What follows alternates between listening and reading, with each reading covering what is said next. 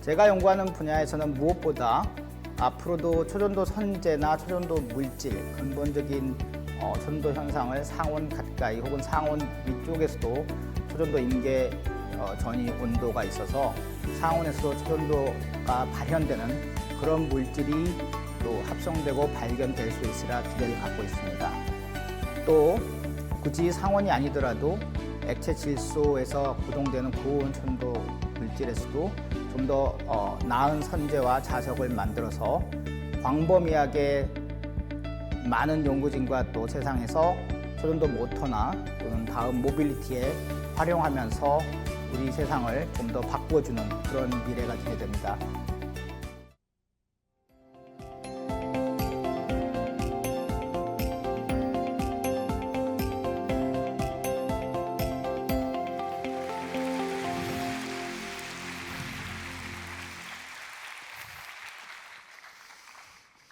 반갑습니다. 서울대 물리천문학부 교수 김기훈입니다. 여러분들,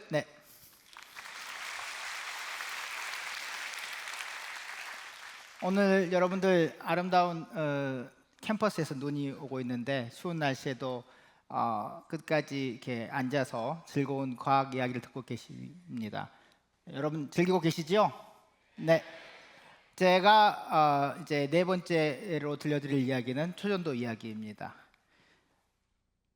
2023년 여름에 우리 무더위만큼이나 더 뜨거웠던 이야기로 초전도체 LK99 이야기로 우리나라가 한껏 더욱더 뜨거웠습니다. 7월 달에 발견된 한국 학자들이 보고한 이 상온 초전도체 LK99가 우리 사회뿐만 아니라 전 세계를 아주 흥분하게 했고요. 이와 더불어서 전 세계 학자들, 저희 또 연구 그룹, 우리나라 학자들이 검증위원회를 만들어서 정말로 이 LK99가 우리 세상을 바꾸어줄 상온 초전도체인지 뜨겁게 논쟁을 벌였습니다. 11월에 LK99의 검증위의 결론은 저도 참여한 바가 있었지만 아쉽게도 아직은 상온 초전도체가 아니라는 것입니다. 왜일까요? 우리는 이렇게 관심 있게 기다리고 있는 상온 초전도체는 왜 우리가 이렇게 기다리고 있는데 왜 아직 아니었을까요? 물론 여러분들도 그 진위를 매우 궁금해 하실 거고 여기 앉아 계신 분들도 또 이 상온 초전도체 물질에 대해서 주식 투자도 생각해 보셨을 것입니다. 제가 학자적으로 이제 답을 드리고 그러기 위해서 어떻게 초전도가 생성되었는지 잠시 초전도의 기본으로 돌아가서 오늘 약 25분간 여러분께 잠깐 말씀을 드리겠습니다. 먼저 우리가 알아야 할 것은 초전도가 1911년 네덜란드의 학자 캐멜리 오네스가 사실은 액화헬륨, 그러니까 냉동기를 처음 만들어서 액체 헬륨을 처음으로 제조에 성공한 뒤로 첫 번째 해본 실험에서 기인됩니다. 상온에서 빨간색으로 우리가 온도계에서 썼던 수은 원소 번호 80번인데요. 액체이죠, 상온에서는요. 그래서 이 액체를 액체 헬륨에 담궈보고 저항을 잽니다. 저항을 재기 위해서는 우리가 보통 전류를 흘려주고 전압의 차이를 잽니다. 그런데 보시다시피 수은의 저항이 이렇게 온도를 낮추면서 점점점 낮아져 가는데 어느 순간에 저항이 다음과 같이 뚝 떨어져서 정말 0에 수렴한 값이 됩니다. 아주 작죠. 이 온도가 여기는 4.2 켈빈이라는 단어로 쓰여 있습니다. 켈빈은 과학자들이 좋아하는 단위로요. 우리가 쓰고 있는 섭씨 온도로 따지면은 거기다가 273을 섭씨 온도에 더하면 됩니다. 이 온도는 영하로 269도 정도 됩니다. 그러니까 마이너스 269 정도 되고요. 273을 더하면 약 4켈빈이 되는 거죠. 이 4켈빈 온도에서 갑자기 저항이 사라집니다. 이를 처음으로 발견한 것이 1911년 정도 되고요. 이분은 1913년에 관련해서 노벨상을 받았습니다. 그때의 주요 공로는 초전도 발견이 아니라 헬륨 액화기를 제조한 공로로 받았습니다. 그리고 나서 우리는 많은 발전과 연구를 거듭해서 많은 초전도 물질을 발견해냅니다.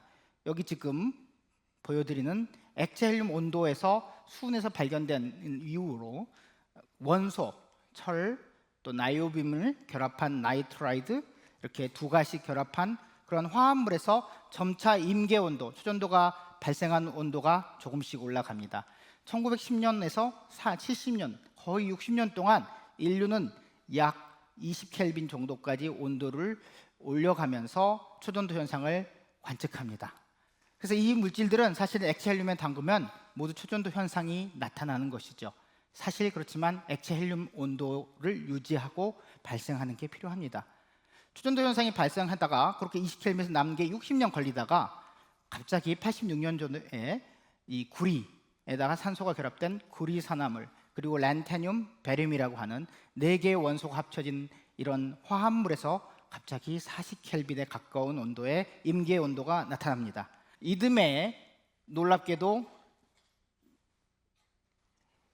구리산화물에서 40켈빈 정도에 발견된 온도가 77켈빈으로 갑자기 올라갑니다. 거기에 이제 란타늄에 이트륨만 집어넣은 이런 상황이었습니다. 그래서 이러한 저온 초전도체와 고온 초전도체의 흐름을 제가 지금 말씀드리고 싶은데요. 저온 초전도체를 우리가 통칭해서는 약 60년 정도 20켈빈에 남아있던 그런 시기에 발견된 초전도체를 우리가 보통 저온 초전도체라고 하고요. 1986년에 발견된 이러한 부분에 77켈빈까지 넘어서고 최고 135켈빈까지 올라가고 고압을 가하면 155켈빈까지 올라가는 이런 빨간색의 흐름, 이거를 우리가 통칭해서 액체 질소 온도가 77켈빈이니까요. 그 이상에서 나온 초전도체를 보통 우리가 고온 초전도체라고 합니다. 사실 이러한 이 저온 초전도체와 고온 초전도체가 우리가 지금 초전도체를 가지고 있는 양대 산맥의 어떤 큰 흐름입니다. 이 저온 초전도체 물질은 이 마티아스라는 분이 거의 액체 헬륨을 이용해서 거의 1000여 개를 발견했습니다. 사실 한 개도 발견하기 어려운 것이 현실인데 이분의 연구 결과로 거의 1000여 개를 발견하고 이분이 당시에 응집물질에서 제일 유명한 버클리 프라이즈를 받았고 본인은 또 나중에 후학을 위해서 마티아스 프라이즈를 만들었죠. 이 부분에서 우리가 노벨상을 받은 부분을 한번 아까 바이러스처럼 더 유명한 이야기를 한번 말씀드리겠습니다. 1986년에 이렇게 구리산화물을 발견하고 그 다음에 노벨상이 주어졌습니다. 스위스의 베르노스 뮬러라는 학자인데요. 이렇게 구리산화물에서 발견하자마자 1년 뒤에 노벨상을 주었습니다. 얼만큼 인류에게 중요한 임팩트를 줬는지 이해하실 수 있겠죠. 그리고 그 이듬해 액체질소 이상으로 초전도를 올린, 임계 온도를 올린 대만계 미국 물리학자 펄 추란 분한테는 다시 마티아스 프라이즈를 노벨상 다음 가는 그런 상을 주게 됩니다. 이게 우리가 알고 있는 액체질소 이상의 초전도의 첫 번째 물질이고 이트륨, 바륨, 카파 옥사이드, 이 YbCO라는 물질입니다. 이따가 제가 YbCO 물질을 여러분들께 한번 보여드리겠습니다. 자, 이러한 고온 초전도체 발견과 더불어서 또 다른 역사적인 발전이 있습니다. 바로 저온 초전도 현상을 설명한 BCS 이론입니다. 바딘, 쿠퍼, 슈리퍼라는 사람이 이 57년에 이론을 발견한 겁니다. 그리고 72년도에 노벨 물리학상을 수상했습니다. 이 현상 자체, 이 이론 자체를 학자들은 20세기의 가장 아름다운 이론이라고 부릅니다. 이 현상의 핵심을 말씀드려 보면 이렇습니다. 전자 하나가 가까이 옵니다. 그러면 아이온이 음이온인 전자가 가까이 오니 양이온인 아이온이 움직여서 전자를 가까이 오는 것만큼 같이 끌어당깁니다.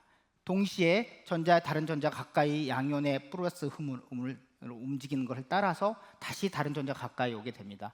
이렇게 두 개의 전자가 격자의 진동과 함께 두 개의 쌍을 이루어서 같이 모이게 됩니다. 그러면 전자의 스핀도 없어지고 전자의 운동 에너지도 없어지고 안전정 상태로 갑니다. 이걸 우리가 쿠퍼쌍이라고 하는데요. 이 쿠퍼쌍이 이루어지면 놀랍게도 보통 전자 하나가 격자하고 부딪히면서 생겼던 저항이 사라지는 것이죠. 두 개가 합의되어서 저항이 사라지면서 움직일 수 있다는 사실 자체가 사실은 정말로 놀라운 과학적인 현상입니다. 이렇게 저온 초전도 현상을 잘 기술하는 이론을 이렇게 정립한 것은 모두 양자역학을 발전시켜서 나온 결과입니다. 이제 40켈빈 이상의 구리산화물의 그러면 고온 초전도 현상은 우리가 이 격자 진동으로 설명할 수 있느냐? 아직 그렇지 못합니다. 이게 현재 저희의 상태입니다. 하지만 강조드릴 부분은 이와 같이 초전도 현상이 나는 BCS 이론이 20세기의 가장 아름다운 이론이라고 불리는 이유는 바로 양자역학의 발전과 함께 저항이 사라진 듯하는 그런 믿을 수 없는 현상을 정확히 기술할 수 있는 그런 이론이기 때문입니다. 그래서 많은 초전도 관련 노벨상이 이미 수여되어 있습니다. 최소한 6개국 관련된 기술만 해도 수십 개가 됩니다. 그중에 대표적인 게 방금 말씀드렸던 원에스, 그다음 BCS 이론, 그다음 고온천도 최초 발견 등이 있고요. 그다음에 양자 터널링을 발견한 분이 73년에 받았는데, 요즘 여러분 양자 컴퓨터 많이 들어보셨죠? 양자 컴퓨터 원리의 근간이 되는 것이 양자 터널링 현상입니다. 그리고 제2종 초전도라고 이따가 말씀드릴 현상에 대해서도 이분들이 노벨상을 수상을 하였습니다. 그래서 이렇게 많은 노벨상을 수상한 초전도 현상이 앞으로 초전도 현상이 또 발견된다면 또 노벨상을 수상할 것이냐? 당연히 그렇게 될 거라는 것을 말씀드리겠습니다. 그래서 그러면 왜 초전도가 우리한테 꿈의 성질인지 오늘 핵심 성질을 2가지 정도를 말씀드리고 싶습니다. 첫 번째입니다. 전도, 완전 전도가 일어납니다. 완전 전도라는 것은 저항의 역수니까 저항이 정말 지루라는 것입니다. 여러분, 부도체, 반도체, 금속 다 들어보셨죠? 부도체는 전기가 통하지 않습니다. 나무처럼. 반도체는 보통 우리가 전기가 적당히 통하해서 저항이 약 수십 킬로오hm, 옴이라는 단위를 쓰고 또 수오hm 정도까지 그 반도체입니다. 근데 금속 구리선, 그리고 금, 은 등은 상온에서 아주 작은 저항을 갖습니다. 그래서 우리가 도선으로 쓰는 것이지요. 아주 온도가 저항이 낮고 또 저렴하기 때문에 그중 대표적으로 쓰는 구리가 상온에서 저항이 얼마일까요? 여기 써진 대로 약 10마이크로옴 정도입니다. 10마이크로옴은 얼마냐면 0.0001, 0이 4개, 그리고 소수 5번째 1이 나옵니다. 정말 작죠. 거의 0에 가깝죠. 그런데 우리가 아까 말씀드린 수은은 상온에서는 조금 더 구리보다 저항이 크지만 임계온도 아래에 가면 정말 저항이 0이 됩니다. 얼만큼 0이냐면 기계가 측정할 수 있는 양보다 더 작습니다. 10의 몇 승일까요? 마이너스 9승. 0이 8개, 그리고 1이 9번째 나오거나 심지어는 11개. 그러면 피코옴이 되고요. 0이 8개면 나노옴이라고 부릅니다. 피코옴, 나노옴도 기계적인 한계 때문에 측정된 양입니다. 정말 지루입니다. 자, 이렇게 지루가 되면 어떤 현상이 우리가 기대되는 것인지 말씀드릴게요. 바로 저항이 사라진다는 것은 우리가 한 번만 전압을 주어서 전류를 흐르게 하면 도선의 전류에 저항이 없기 때문에 무한히 전류가 그 값을 유지하면서 흐를 수 있다는 겁니다. 전류가 무한히 계속 흐르고 있으면 더 이상 밀어줄 필요가 없겠죠. 힘을 더 가할 필요가 없겠습니다. 그래서 많은 양의 전류를 저항이 없기 때문에 전압을 한 번만 밀어주면 계속 흐릴 수가 있겠습니다. 반면에 상온에서 구리선은 저항이 비록 작지만, 가장 작은 금속이지만 여전히 열 손실이 납니다. 열 손실은 우리가 전류와 전압의 곱으로 우리가 표현하는데, 이 전류 제곱과 저항의 곱이 됩니다. 그 값이 얼마냐면 약 30와트 per 미터, 즉 1m의 구리선당 보통 우리가 집에서 쓰는 전류를 흘려주면 30와트 정도의 열 손실이 일어나는 것이죠. 그런데 초전도는 정말로 열 손실이 없습니다. 자, 놀라운 현상이죠. 그래서 초전도선을 임기온도 아래로 낮추는 게 그러나 우리한테 숙제입니다. 저항이 정말이고 열 손실이 없으니까요. 그렇게 낮출 수만 있다면 우리한테는 에너지 소모가 더 필요 없고 에너지를 더 이상 만들 필요도 없는 것이죠. 그러한 놀라운 사실을 우리가 이제 가지고 있는 이 초능력자이죠. 초전도선은 초전류를 흘릴 수 있는 초동력 물질인 것이죠. 이러한 현상을 우리가 모두 이룰 수 있는 것이 초전도 물질이 되겠습니다. 자, 그래서 이 초전도선으로 우리가 도선을 바꾼다면 어떤 현실이 일어날까요? 우리나라는 송전에서 가장 수십 킬로볼트로 볼티지를 승합시켜서 우리 에너지를 발전을 한 다음에 집집마다 보내서 다시 배선을 합니다. 지난 10년간 우리가 18만 5천 기가와트라는 송전 손실을 했습니다. 이게 전 세계에서 송전 손실을 주는 제일 최소 수준이라고 합니다. 송전을 잘하는 것이죠. 그런데 이 양은 얼마 정도 되냐면 1기가와트 정도로 생성하는 원전을 21개를 만들어서 1년 내내 가동해야 할 양이라고 합니다. 어마어마한 에너지량이죠. 손해액만 해도 1조 7천억이 연평균이라고 합니다.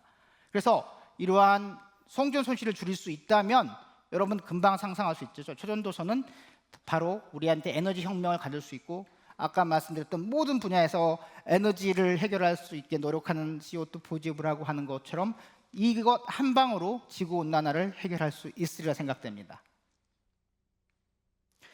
그리고 실질적으로 저희는 이제 70년대 발견시켰던 그런 나이오비움 타이타늄이라는 이런 합금을 통해서 저온천도선을 합성해서 만들어내고 있습니다.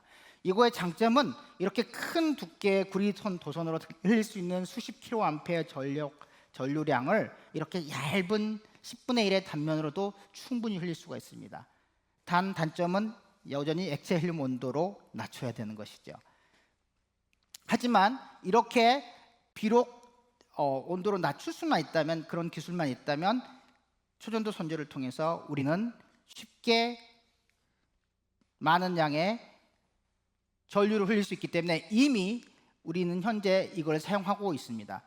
예를 들어 우리 응용 초전도 선제에서 아주 그 능력이 알려진 한승윤 교수님이 제공해 주신 이 자료에 의하면 일반 800kV 송전선 케이블이 125m의 볼륨을 갖고 있는데, 이거를 초전도 선제로 바꾸면 약 5m의 작은 볼륨으로, 아주 소형 볼륨으로 대전력을 볼 수 있는 송전선으로 바꿀 수 있습니다.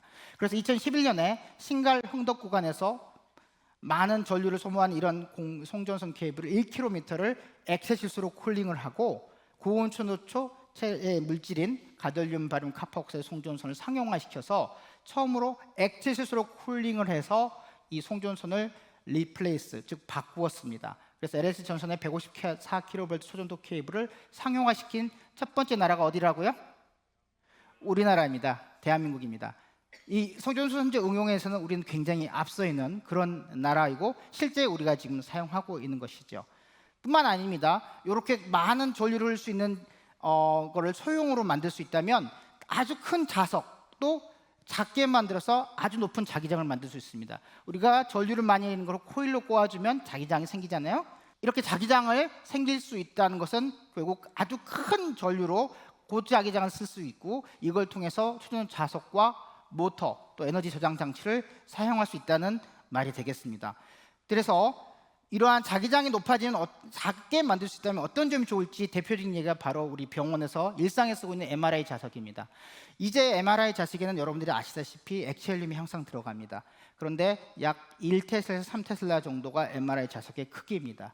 이미 많은 병원에서 이 3테슬라로 채용하고 또 5테슬라, 7테슬라로 MRI 자석을 증가시키기 위해서 조금씩 변화가 일어나고 있습니다.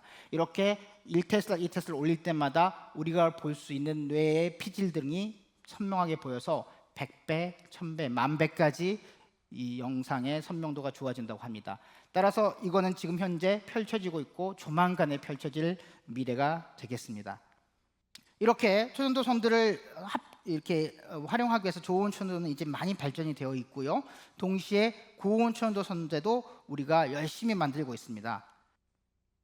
고온 천도 선제는 2010년대 이후에 이미 우리가 양산을 해서 활용하기 시작하고 있습니다. 아까 흥덕 신갈 구간의 얘가 우리가 처음으로 만든 서남해의 2세대 YBCO라는 초전도 선제들을 활용한 기술이고, 이건 액체 실수에서 구동이 되고 있고요. 이런 고온 천도선을 활용할 수 있는 기술을 좀 더 높은 자기장을 만들 수 있는 기술들이 활발하게 연구되고 있습니다. 자, 두 번째 핵심 성질로 이제 말씀드리겠습니다. 초전도선을 뿐만 아니라 모든 금속에 이렇게 코일 형태로 만들어서 자석을 가까이 대면 마이클 파라데이가 발견한 원리대로 내부에 자석의 자기력선을 반대로 하려는 자기력선이 스스로 생겨납니다. 그 말은 유도 기전력이라고, 코일에 유도 기전력이 생겨서 내부로 들어오는 자기력선을 반대 방향으로, 이렇게 제가 엄지손가락이 자기력이면 전류의 방향이 생겨서 자기력선을 반대로 하려는 힘이 생겨납니다. 이렇게 자석을 자주 옮겨주면 코일만 있으면 전류가 흐르게 되는 것이죠. 이게 우리가 알고 있는 바로 발전기의 원리입니다.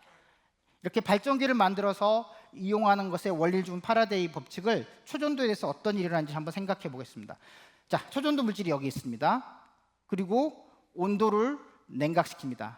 초전도가 되었습니다. 그리고 초전도를 자기장에 가까이 합니다. 자, 초전도에 자기장이 되면 초전도는 마음껏 전류를 저항 없이 초전류를 흘릴 수 있습니다. 자기장이 가까우니까 역시 파라데이가 가르쳐준 법칙에 의해서 자기장을 밀어내는 방향으로 내부에 자성을 만들려고 합니다. 그러기 위해서는 어떻게 해야 될까요? 전류를 흘려야죠. 그래서 전류를 흘리기 위해서 내부로 이렇게 자기력선을 만들어냅니다. 근데 전류는 마음껏 흘릴 수 있고 저항이 없기 때문에 정확하게 들어온 자기장만큼 반대방향으로 자기가 자화유를 만들어낼 수가 있습니다. 자, 이 현상을 두 개를 합쳐보면 여러분 정확하게 내부로 들어오는 것을 반대로 만들어냈기 때문에 사실은 자기장의 선이 자기 내부로 전혀 들어올 수가 없습니다. 이렇게 들어올 수가 없기 때문에 모든 자기력선을 밀쳐내는 것이죠. 이게 무슨 현상이다? 마이스너 효과다라는 것이죠. 자, 많이 들어보신 마이스너 효과는 바로 절대로 자기력선이 자기 내부로 들어올 수 없게 만드는 것입니다. 자, 한번 여러분 자기력선이 밀쳐내는 이 마이스너 효과를 한번 여기서 체험해 보는 게 저희의 이 목표입니다. 한번 보실까요? 자,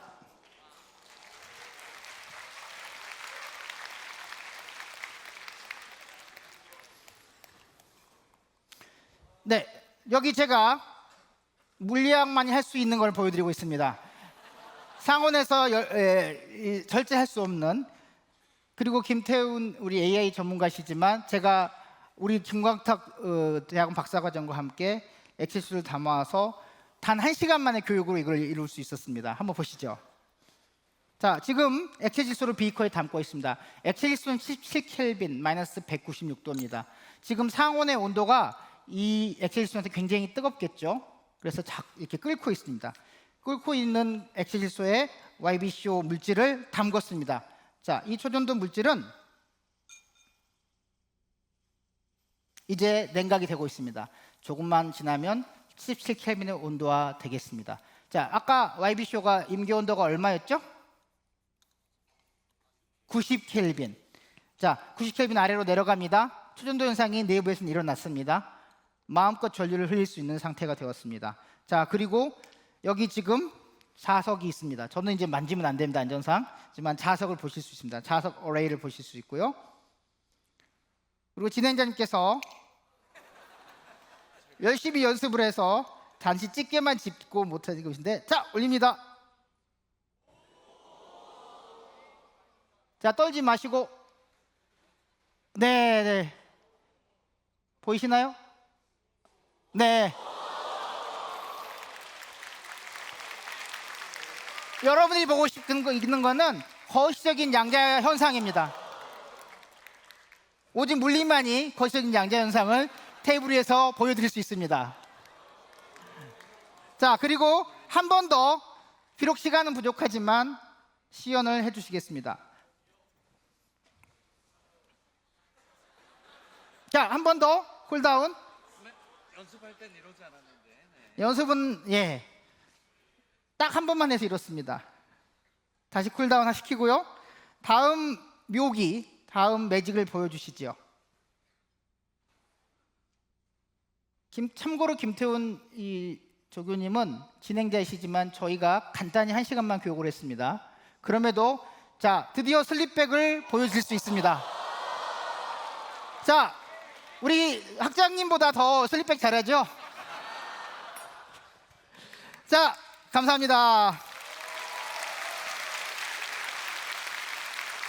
여러분들도 쉽게 자기 부양을 하실 수 있음을 이제 아셨죠? 이게 바로 마이스너 효과입니다. 다만 제가 조금 더 말씀드릴 것이 있습니다. 좀 이상하지 않나요? 마이스너 효과는 이렇게 밀쳐내는 것만 말하고 있습니다. 그래서 한 번만 말씀드리면, 밀쳐내는 것만큼은 마이스너 효과가 청력을 얘기하고 있습니다. 그런데 그러한 것을 조금만 보셨으면 알겠지만 레일 위에서 같은 자리를 움직이고 있잖아요. 그죠? 그랬으면 밀쳐냈다면 레일 밖으로 튀겨나야 되지 않겠습니까? 좀 이상하죠? 그거의 답이 바로 이종 초전도에 있습니다. 자, 이종 초전도의 이야기를 조금 말씀드리겠습니다. 이종 초전도는 자기장 하에서 물질을 냉각시키면 이렇게 혼합 상태라는 것이 생깁니다. 혼합 상태라는 것이 무엇이냐면 사실은 이렇습니다. 자기장 내에서 물질을 냉각시키면 자기 광 영상이 보여주듯이 초록색은 초전도의 구체이고 하얀색은 사실은 초전도가 아닌 보통 금속이 영역이 같이 존재하는 상태입니다. 이게 혼합 상태입니다. 대부분의 초전도체는 이종 초전도체로 이루어집니다. 그리고 이렇게 보통 금속이 되는 영역에는 전혀 초전도 현상이 나타나지 않고 초전도와 함께 초전도 영역이 공존하는 그런 혼합 상태가 일어나고 있습니다. 자, 이게 어떤 일이냐는 것을 설명하기 전에 이 초전도 주변에 이렇게 보통 금속의 영역을 위에서 들여다보면은 보통 금속의 자기력선이 통과된 영역이 있고 그 위에서 보면은 이렇게 소용돌이 모양으로 초전류가 흐릅니다. 이런 거를 초전류 소용돌이, 초전류 볼텍스라고 영어로는 부릅니다. 이런 소용돌이가 생기고 나는 것이 이종 초전도의 특징이고, 여기 말씀 방금 보여드리는 YBC라는 물질은 이종 초전도체입니다. 자, 이종 초전도체를 이렇게 연구재석 위에 띄워서 올리게 되면요, 사실은 이렇게 생깁니다. 자석선이 있겠죠? 그리고 마이스너 효과에서 대부분이 이렇게 청력이 일어납니다. 그러면 자석이 반대쪽으로 일어나는 것으로 묘사할 수 있겠습니다. 그리고 나서 아까 말씀드린 대로 보통 금속이 되는 곳에 크게 자기력선이 통과되는 구역이 있고요. 그 주변에서 소용돌이가 생기게 됩니다. 이렇게 소용돌이가 생기게 되면은 자기력선이 통과된 게 우리 보이진 않지만 사실은 자기력선을 통과된 유지로 유지하려고 합니다. 그 말은 내가 원래 자기작전인 중국에서 내부에 NS가 같은 방향으로 생기는 것과 똑같은 원리입니다. 사실은 이종초전도체는 청력과 함께 인력을 만들 수 있는 그런 것을 내포하고 있는 것이죠. 이러한 인력은 초전류, 양자 현상인 초전류와 함께 생기기 때문에 이래서 이 자기력선을 그대로 유지하려고 합니다. 이렇게 유지하는 성질 때문에 청력과 인력이 정확하게 평형을 이루고 있기 때문에 청력만 있다면 밀쳐냈겠지만 그 인력의 힘으로 밀쳐내지 않고 그 자리를 유지하는 것입니다. 요거를 자석 고정, 자기력선 다발 고정이라고 하고, 초전도 현상이 다 양자 현상이고 양자에서 나오는 거기 때문에 양자 잠금이라는 얘기라도 말합니다. 이게 여러분들 이제 명확히 자기부상 열차나 초전도 모터의 원리가 되는 것을 금방 깨달을 수 있으리라 생각합니다. 자, 그래서 이미 이 초전도 선을, 좋은 초전도체지만 기차 밑바닥에 깔고 냉각기로 액체륨으로 온도를 낮춰서 초전도 전류를 흐르게 해서 높은 자기부상총에서 시속 700km에 가까운 스피드로 만든 신칸센이 제작되어서 JR 도카이선에 동경과 오사카선에 이렇게 건설되어서 지금 열심히 완성을 하게 건설 중이라고 합니다. 물론 아쉽게도, 어쩌면 아쉽지만 앞으로도 할 일을 주는 것이지만 4켈빈에 구동하는 전기 냉각기가 필요합니다.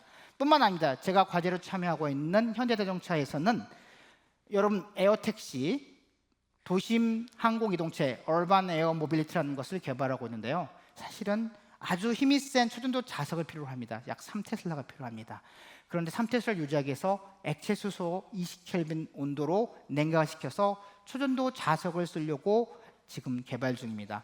그래서 조만간에 이 UAM이라는 것도 초전도 자석을 써서 그게 이루어진다면 우리 생활권에서 곧 이루어질 것 같습니다. 뿐만 아니라 현재 유럽 강입자 가속기의 27km의 큰 구간에서는 이렇게 지난 2013년에 아주 무거운 입자를 가속시켜서 충돌 실험 통해서 힉스 보존이라는 게 우주 초기에 필요한 입자라는 걸 발견해서 노벨상을 받은 바가 있습니다. 거기 핵심 기술에는 이렇게 거대한 8테슬라의 자기장이 수백 개가 들어서 약 10,000A 전류를 저항 손실 없이 쓰고 있습니다. 그래서 입자들을 마음껏 경로를 이렇게 조절해서 충돌 실험을 할 수 있는 것이죠. 지금 쓰고 있고요. 또 지금 개발되고 있는 프랑스 남부에서의 핵융합로에는 수만 도의 플라즈마, 태양빛과 같은 온도를 가두기 위해서 거대 자기장을 쓰는 이런 초전도 자석을 쓰는 것을 통해서 플라즈마를 가두는 저장링으로 활용하고서 개발되고 있습니다. 자, 여러분, 초전도 기술이 비록 아직 보이지 않았지만 쓰고 있다는 게 느껴지시나요? 네. 자, 그런데 왜 하필 상온을 했는지 이제 좀 답이 나오셨죠? 이렇게 쓰고 있고 필요한데 거대한 냉각기가 필요하고, 여전히 냉각을 위해서 많은 진공 기술도 필요하고 노력이 필요한 것이고 또 자본이 필요한 것이죠. 그런데 상온에서 2023년 봄에 랑가디아라는 학자가 루테튬 하이드로젠 나이트로젠이라는 것을 처음으로 초전도를 보고했다고 보고하였습니다. 2023년 봄에 네이처에 나왔습니다. 우리가 대기압은 1바고요, 10의 5승 파스칼 정도 되는데, 이 사람이 이 초전도 현상을 본 거는 약 10kB, 즉 대기압의 10,000배 정도 압을 가했을 때 이루어졌습니다. 그리고 수소가 들어가 있는 수소 화합물입니다. 그래서 이 사람의 결과를 재현하는 것은 곧 상온 초전도를 처음으로 발견한 것이 되죠. 그래서 뉴욕타임즈의 켄 창이라는 사람은 정말 이 세상에 새로운 일이 일어났다고 2023년 이번 봄에 보고를 했습니다. 근데 7월에 아쉽게 네이처에서 이 논문을 처리하기로 결정했습니다. 이유는 딱 하나입니다. 재현되지 않았기 때문입니다. 과학자들은 엄밀하게 이거를 받아들이고 엄중하게 노벨상을 내년에 줘야 할지도 모르지만 검증되고 재현돼야만 줄 수 있는 것이죠. 얼만큼 초전도의 상온 초전도가 가까운지 여러분들 느끼시면 좋겠습니다. 그래서 한 번만 더 정리드리면 학자들은 아직도 이분이 발견한 결과를 재현하기 위해서 노력한 사람도 꽤 많습니다. 그래서 다시 한번 초전도의 역사를 한 번만 더 되짚어보면 좋은 초전도체를 우리가 발견하고 하는데 노란색의 트레이스로 70년 정도가 걸렸고요. 고온초는 86년에서 지금도 발전돼서 155켈빈까지 다다라 있습니다. 그 뒤로 우리 철계 화합물에서는 역시 55켈 2006년 정도부터 발전해서 약 100켈빈 정도까지 다다랐습니다. 근데 최근에 이 수소 화합물에서 H2S에서 155기가파스칼, 란타임 H10에서 170기가파스칼 초전도가 되어서 이 논문이 철회되지 않았습니다. 그래서 지금 현재 기록은 비록 170기가파스칼이지만 수소 화합물이 많은 수소가 있는 쪽에서 250켈빈을 이룩했습니다. 그리고 랑가디아즈라는 사람이 드디어 상온에서 카본 설포 하이드로젠을 270기가파스칼에서 발견했다는 논문과 루테튼 HN에서 약 10,000바에서 발견했다는 논문이 곧바로 2019년과 2023년에 발표된 것이죠. 아쉽게도 두 편이 네이처에서 철회되어 있습니다. 철회된 이유는 재현이 되지 않았기 때문입니다. 이 사람 그룹만 보았다고 하는 것이죠. 여러분 아쉽지만 얼마나 초수소 화합물이 초전도를 보여주는 곳에서 이제 상온 근처에 가까이 뚜벅뚜벅 올라가고 있는 것이 보이시죠? 네. 그래서 저는 이렇게 봅니다. 이것들이 지금 얼만큼 우리가 초전도 기술을 상용화하는 중에 상온을 기다리고 있는지, 또 학자들이 노력하고 있는지, 또 학자들이 얼마나 가까이 있는지를 보여주는 하나의 발레라고 생각합니다. 따라서 제가 오늘 이 초전도에 대한 간략한 짧은 시간 동안 초전도가 만든 미래를 여러분께 예측드리면서 얼마나 몇 년 뒤에 이 예측이 맞는지 한번 확인해 보면 어떨까요? 그래서 이런 초전도가 만든 미래와 노벨상을 예측하면서 제가 이 강연을 정리하고 싶습니다. 조만간에 노벨상 영순위는 상온 초전도체가 발견되면 곧바로 다음에 주어질 거라 확신합니다. 그리고 고온 초전도 이론은 아직도 정립되지 않아서 누군가의 이론을 정립하는 길을 기다리고 있습니다. 동시에 여러분들 많이 들어보셨던 양자 컴퓨터가 IBM과 구글에서 초전도 기술을 통해서 양자 터널 기술에서 사용해서 이용되고 있고 1000큐빗이 발표되어 있었죠. 조만간에 양자 컴퓨터 통해서 여태 계산하지 못했던 어떤 컴퓨팅 현상들 그리고 많은 계산들을 할 수 있는 것이 곧 우리에게 다가오고 있습니다. 또 핵융합도 아주 가열차게 연구 개발이 되어서 프랑스 남부에서 크게 개발이 되어서 핵융합이 곧 성공화돼서 상용화될 날이 멀지 않은 것 같습니다. 그리고 이미 말씀드렸듯이 더 가까이에는 초전도 자석을 이용한 자기구성 열차가 상용화되고 있습니다. 도심 항공 이동체도 저도 연구 개발을 하고 있지만 현재 단계에서 개발해 줄 수 있으리라 믿습니다. 또 이미 미국에서는 양성자 가속기에 높은 자기장을 써서 이제 우리 몸에 조사를 해서 암을 간단히 치료하는데도 아주 잘 사용하고 있습니다. 초전도 기술이 가까이 있는 게 느껴지시나요? 그래서 이러한 모든 것들이 가까이 있지만 아직도 우리의 도전을 아직도 기다리고 있습니다. 저 자신도 올해 이러한 발견들에 대해서 많이 고무되어 있어서 이제 초전도를 다시 한번 돌아보면서 비록 100년 정도 된 것이 긴 시간이지만 과학사에서 100년은 굉장히 짧습니다. 자연과학의 역사는 굉장히 짧아서 이제 막 시작된 것이 우리 양자 문명이 아닌가 생각됩니다. 따라서 여러분들한테 한번 이런 얘기를 드리고 싶습니다. 앞으로 노벨상 영순위 상온천도 발견해서 무엇이 필요할까? 합성의 노력이 필요합니다. 단순히 고전적으로 합성만 하는 게 아니라 이제는 AI가 계산하는 아까 모든 현상들이 있었지만 계산과학에서도 물질의 특성을 하는데 계산으로 예측할 수 있습니다. 그래서 이런 계산이 빠르게 발전되면서 인프라스트럭처, 헬륨 냉각기도 여전히 필요하지요.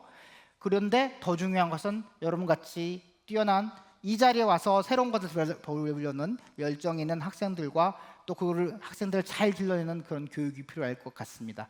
그리고 많이 모여서 지혜를 이렇게 논해야 되겠죠. 학회도 많이 해야겠죠. 그러한 노력들이 합쳐지면 결국 이게 사이언스가 되겠습니다. 보이시죠? 저는 여러분들께 이 사이언스라는 말로써 또 이 강연을 마치도록 하겠습니다. 경청해 주셔서 감사합니다. 네. 흥미로운 강연 들려주신 김기훈 교수님께 다시 한번 큰 박수 부탁드리겠습니다.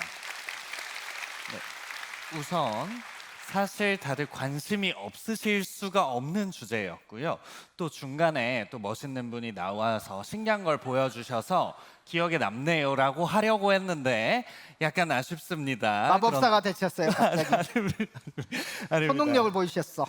그런데 바쁘신 가운데서도 김기훈 교수님과 김광탁 연구원님이 정말 많이 준비해 주셔서 다시 한번 박수를 좀, 네, 저 앞에 앉아 계시거든요. 정말 감사합니다. 네. 초전도체 인터뷰하신 영상 찾아보면 교수님이랑 연구원님 나오신다고 네, 들었습니다. 네, 너무 축하드리고요. 또 이번에도 사전 질문이 있기 때문에요. 교수님께는 어떤 사전 질문이 왔는지 화면으로 만나보겠습니다. 상온상합 초전도체가 실현되지 못한 것으로 알고 있는데 이는 어느 부분이 부족하거나 현실적으로 제작하기에 어느 부분이 불가능한지 궁금하다고 정은선님이 말씀하셨습니다. 아주 좋은 질문이십니다. 이걸 답을 하면 제가 아마 노벨상 탔을 수 있을 텐데 그러나 제가 답을 완전히 알고 있지 못하지만 어느 정도 가이드라인을 왜 그런지를 말씀드릴 수 있을 것 같습니다. 아까 이제 BCS 초전도가 격자 진동에 의해서 두 개의 쿠퍼쌍을 만드는 원리를 제공했다는 거에서 한번 이해를 해보면 됩니다. 사실은 BCS 초전도체가 이 격자 진동에 의해서 약 온도가 40켈빈 이상을 잘 넘지 못하는데요. 그 이유는 격자 진동 에너지가 약 300켈빈 정도 이상 넘어가는 게 없어서입니다. 그러면 대략 그 격자 진동 에너지에 비례해서 최고 40켈빈을 이루는 것이죠. 그러니까 무슨 말이냐면 전자 두 개가 쌍을 이루려면 격자 진동 에너지가 높아질수록 그게 1000켈빈 정도로 된다면 훨씬 더 이 안정화되게 쿠퍼쌍을 유지할 수가 있게 되고 열적 요동을 이기면서 양자 현상을 이룩할 수가 있는데 아쉽게도 격자 진동 에너지의 메커니즘은 약 40켈빈입니다. 근데 왜 수소 화합물은 300켈빈을 넘어선다고 예측이 돼 있고 실제로 관측이 되고 있을까요? 그 이유는 수소 화합물이 아주 가벼워서 격자 진동 에너지가 높아서입니다. 따라서 그게 하나의 힌트가 될 수 있습니다. 그래서 BCS 초전도라면 격자 진동 에너지가 그렇게 수소 화합물에서 관측돼서 상온 이상에서 되지 않을까라는 게 우리의 예측이고요. 그 다음 또 하나 있습니다. 고온 초전도체는 격자 진동이 아닌 스핀 진동이라는 것이 이 전자 두 개를 쿠퍼쌍을 만드는 데 도움이 될 거라고 생각하고 있고 이 스핀 진동 에너지는 생각보다 높습니다. 그래서 그러한 면에서 고온 초전도체가 전이 온도가 높아졌다고 생각하는데 그런 메커니즘이 된다면 좀 더 상온에 가까운 것이 이룩될 수 있는 것이고 원리적으로는 그런 가이드라인이 있습니다. 그런데 아직은 어느 물질에서 4개가 합쳐질지 2개가 합쳐질지 수소가 들어갈지에서 완벽하게 상온은 도달하지 못한 거지만 압력을 가하거나를 통해서 상온 가까이에 있는 것이 현재의 모습입니다. 네, 감사합니다. 너무 답변을 잘해주셔서 박수를 쳐주시는군요. 네. 현재 다 이해를 하시다니 너무 뛰어나십니다. 너무 감사합니다. 현재는 현실적으로 다들 아시다시피 완벽하지는 않지만 또 교수님께서 아직 노벨상을 받으시진 못하셨지만 아직도 날짜가 남아 있죠. 네. 그럼요. 노벨상은 널려 있습니다. 네네네. 다른 어느 분야보다 양자 현상을 통해서 노벨상이 아주 노다집니다. 네, 알겠습니다. 노다지까지 나왔습니다. 네. 그러면 다음 사전 질문 부탁드리겠습니다. 예. 안녕하세요. 저는 경안고등학교에 다니고 있는 정성원입니다. 과거부터 지금까지 초전도체를 실생활에 적용시키기 위해 초전도체의 임계 온도를 높이기 위한 연구를 열심히 하고 있다고 생각합니다. 최근 우리나라에서 상온의 초전도체를 사용할 수 있다는 말이 오르내렸을 만큼 많은 노력을 하고 있는데 초전도체가 실제로 실현 가능한 것인지 궁금하며 만약 초전도체가 상온에서도 사용 가능하다면 사회, 경제, 외교 등 세상이 어떻게 바뀔지 궁금합니다라고 정성원님이 네, 해주셨습니다. 정성원 군 왔어요? 네, 정성원 군 왔어요? 소리 질러보세요. 정성원. 네, 엑설런트 질문이고요. 초전도체가 실제로 실현 가능한지 이제 답이 되셨죠? 제 강연에서 실현되어서 사용되고 있는 게 보이셨죠? 다만 아직 상온에는 뚜벅뚜벅 올라가고 있는 게 요 최근의 경향이고요. 상온에서 사용 가능하면 제가 말씀드렸듯이 일단 사회, 경제, 외교 중에 어디가 제일 먼저 바뀔지 모르겠지만 경제적으로 아니면 지구 온난화 문제가 해결되면서 경제적으로 굉장히 큰 이익이 있을 것 같습니다. 그러면 이제 사회는 어떻게 될까요?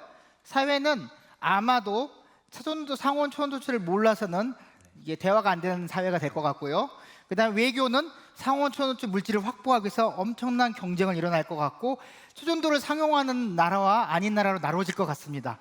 이 정도면 조금 이상한 답이 되나요? 네, 그냥 그렇게 생각하고 있는데 정말 세상이 바뀔 것 같습니다. 네.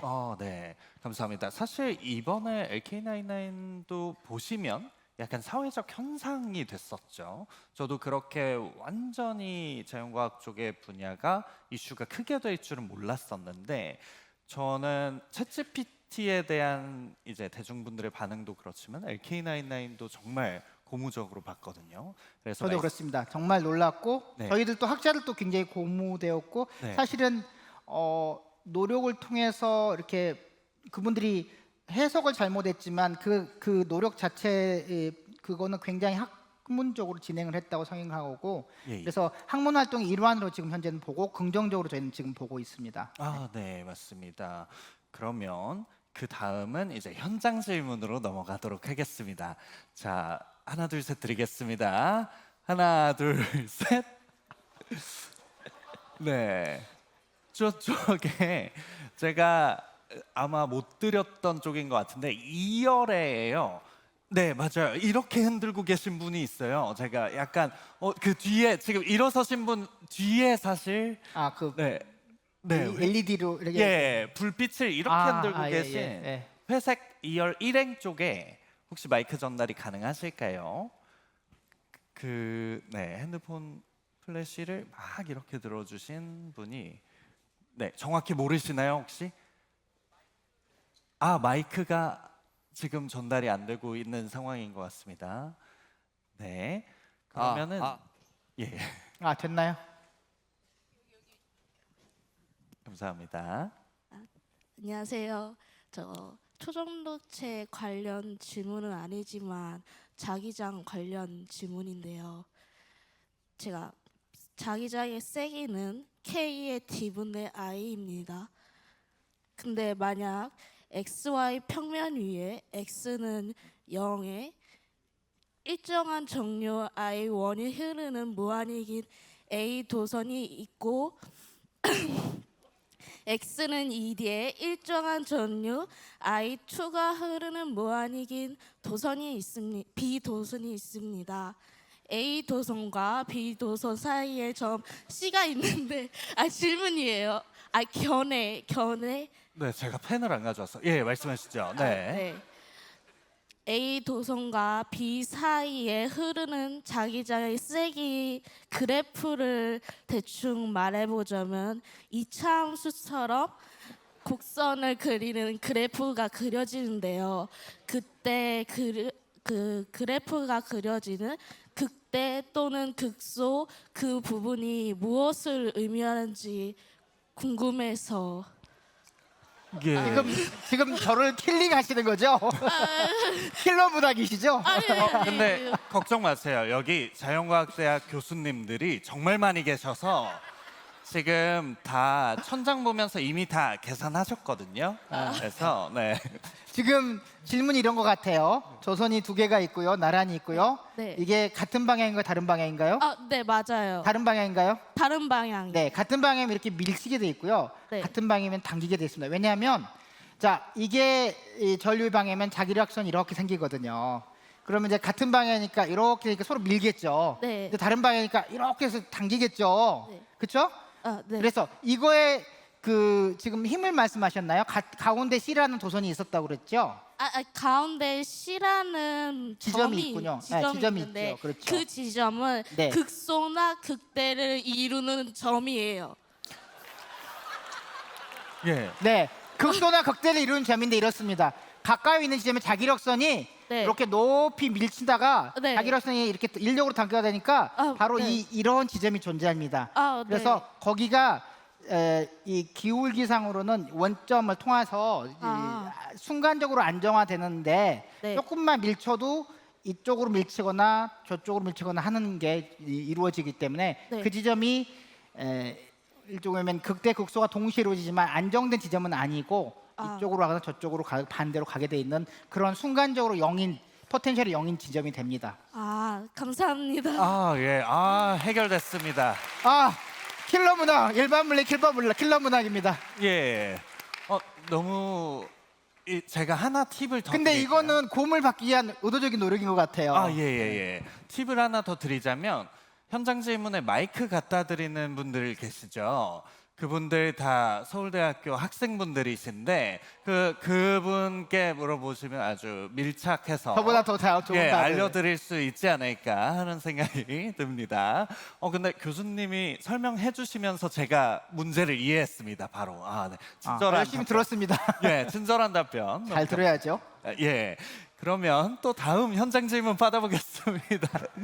근데 여러분 굉장히 다양한 걸 갖고 계시네요. 막 굉장히 반짝반짝하고. 네. 예. 죄송한데 저 2층 한번 가겠습니다. 2층에 이열의 교수님 저거 보이시죠? 네, 반짝. 네, 패드에 창의적인 노력의 성공입니다. 패드에 불빛이 타타타타타타 이렇게 예. 바뀝니다. 네. 거의 스핀인 줄 알았어요. 네. 예, 마이크 전달 중입니다. 네. 들리시나요? 네. 예, 잘 들립니다.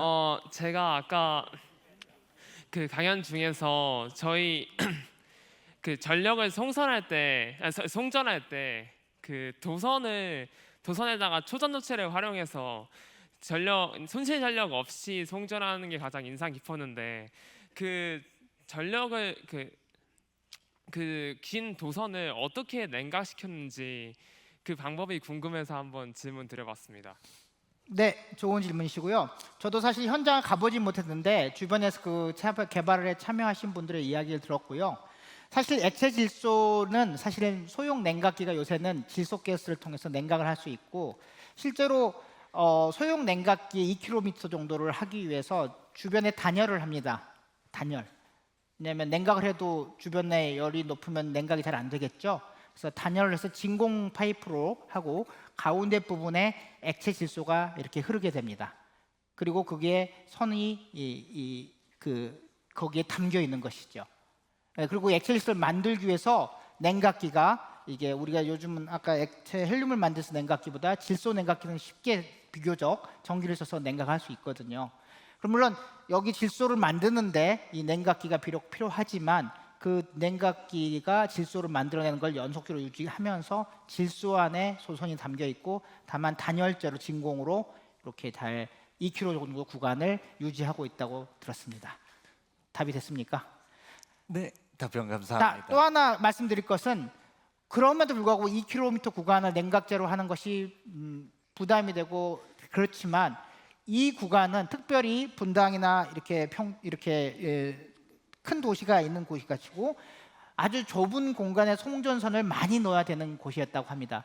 따라서 이 좁은 공간에다 송전선 캔을 바꿔야 되는데 전력량을 늘려야 되는데 볼륨이 너무 이 공간밖에 안 되어서 유일한 답은 초전도선을 바꿔야만 되는 것이었다고 합니다.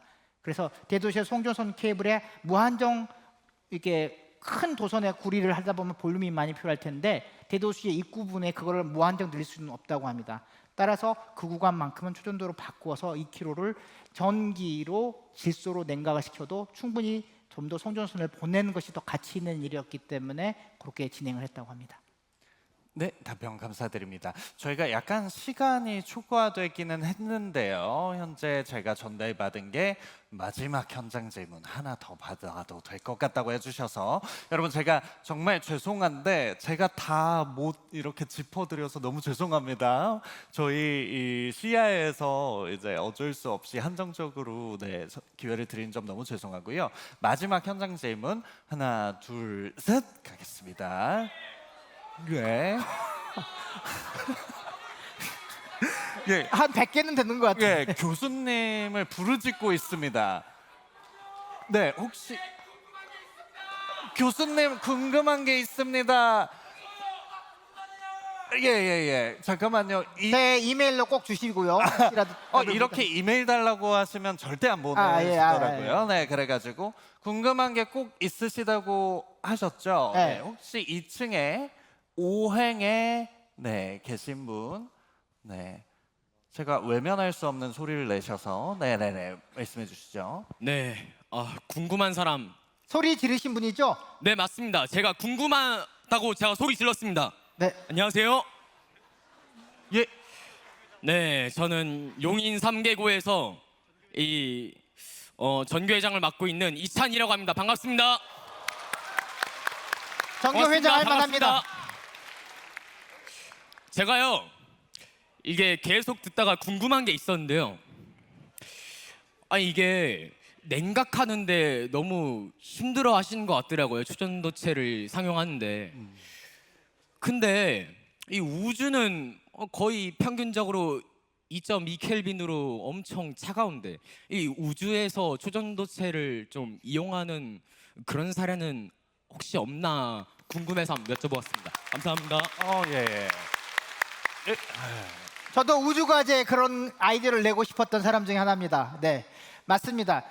초전도 선재를 개발하고 그런 기술을 이제 우주로 가져가면 실제 우리가 열을 낮춰야만 되던 그런 초전도 기술들을 우주 밖에서 차가운 공간에서 우주선에는 쉽게 기술을 쓸 수 있는 것은 당연히 가능합니다.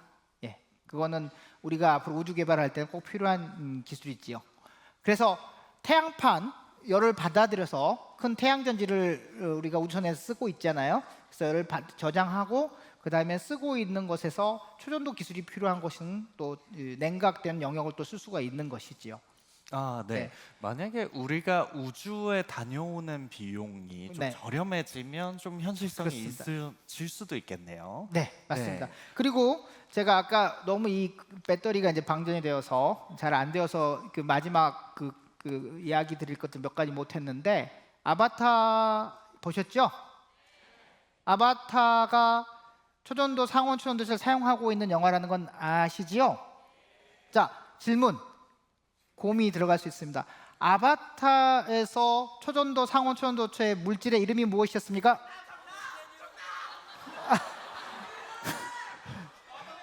네, 언옵테늄입니다. 언옵테늄. 근데 그런 물질이 있습니까? 지구에? 그리고 어떻게 조우되는지 아시죠?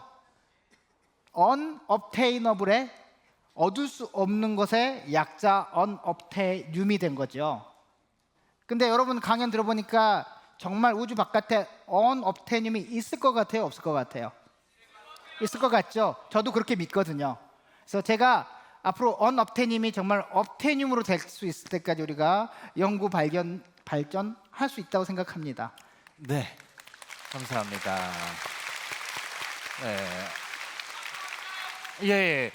아무래도 아까 응원단이랑 연결을 시켜드려야 될 것 같아요. 꼭 서울대학교 입학하셔서 응원단으로 들어가시면 좋지 않을까 싶습니다.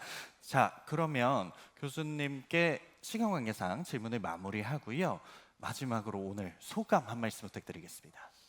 사실 소감에 언업테늄 하려고 했는데 되게 저 자신도 이제 25년 정도 상온 초전도는 아니지만 초전도 물질을 뚜벅뚜벅 이제 하면서 내부의 그 헬륨 액화기나 이런 걸 인프라도 어려운 건 알고 사실 어려운데 그걸 하는 과정에서 올해 LK99가 갑자기 발표되어서 오히려 저희들은 이제 이게 우리 과학사상으로는 짧은 역사를 공부했구나를 깨닫습니다. 좋은 촌노체 이론도 40년 걸려서 촌도 발견이 완성되었고 고온 촌노체도 70년 있다가 발견되었지만 이제 고온 촌노체와 수소화물 촌노체는 이제 막 발견되어서 저 자신도 상온 촌노체 연구를 다시 할 만한 동력을 많이 얻은 그런 바쁜 한 해였지만 즐거운 한 해였던 것 같아요. 여러분들도 함께 할 수 있다고 생각하고 여러분들이 도전해야 할 과제라고 느껴서 그걸 소개해드려서 되게 영광스럽고 또 여러분과 그런 소식을 함께 할 수 있어서 기쁜 시간이었습니다. 감사합니다. 감사합니다. 네, 그러면 뭔가 여운이 남는 그 마무리 말씀이었습니다. 그러면 교수님 박수로 보내드리도록 하겠습니다. 너무 감사합니다.